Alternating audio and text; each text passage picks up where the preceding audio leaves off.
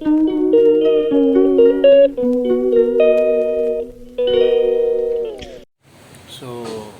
gandang umaga mga katik, no? Dito tayo sa Malate mga katik. Meron tayong i-check na aircon dito sa Troy Skin Care Spa. Yan. Ito yung aircon mga katik sa likod ko. Yan. May error siya, F1. So, i-check natin ngayon mga katik. Kasi ayaw na talaga siya mag-function. Kaya nag-error na lang siya. F1 na lang. So, yun, i-check natin. Baka possible may problema yung kanyang sensor. Kaya yun yung i-check natin. So, tara.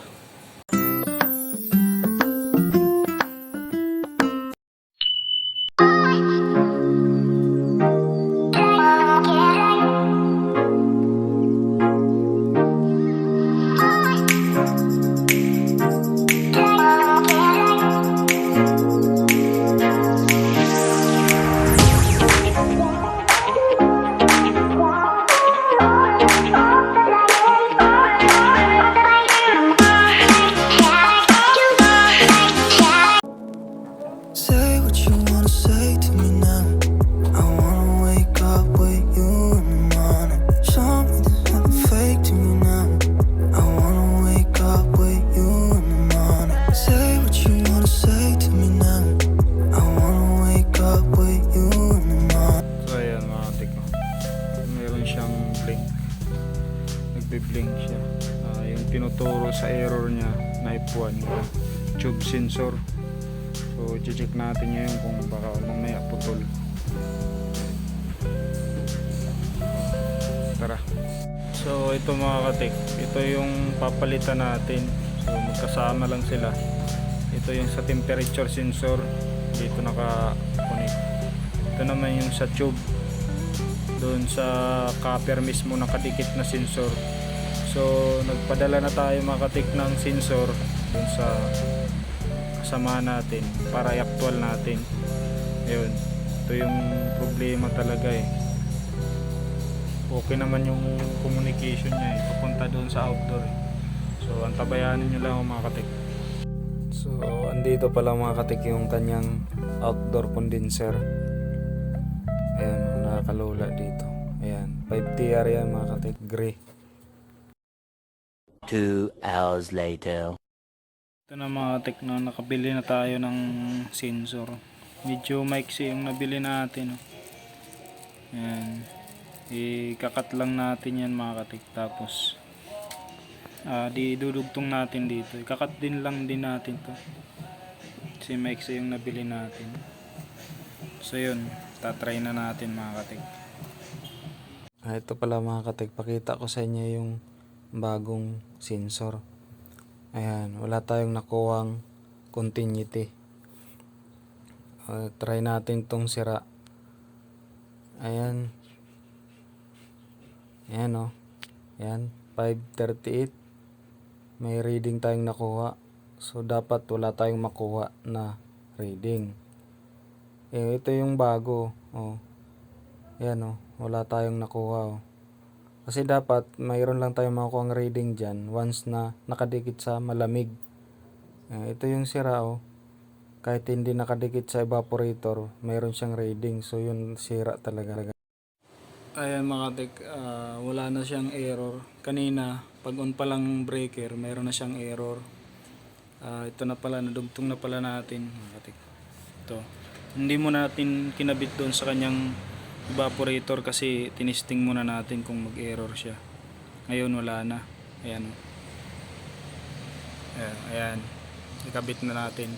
Ayan. I-on na natin. Ayan o. Diba? Wala na siyang error.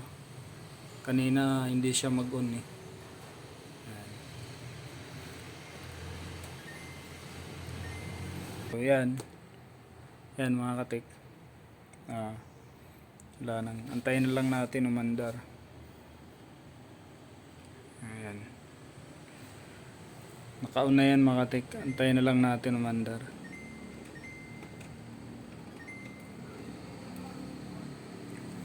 So, yun lang yung problema niya. yung F1.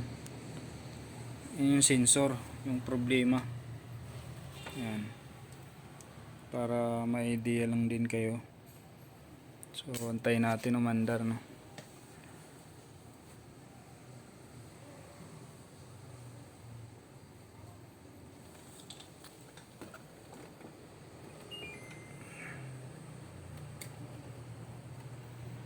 Ayan, umandar na mga katik ko. Umiikot na, oh. Ayan. So, yan, ikakabit na natin to doon mga katik bago talaga natin totally talaga matesting kasi pag hindi ito nakakonik doon sa evaporator, posible mag-error siya.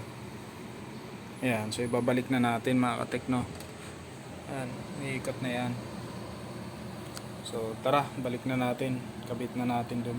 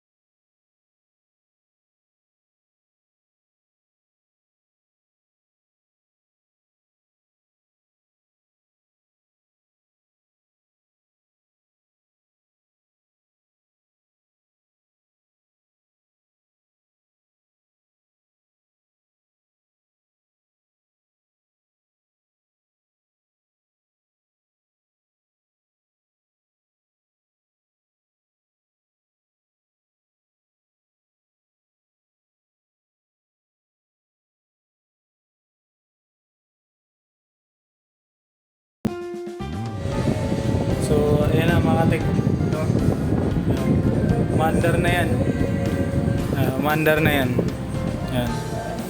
So, shout out sa inyo mga katik at salamat sa inyong panonood. Sana may natutunan kayo.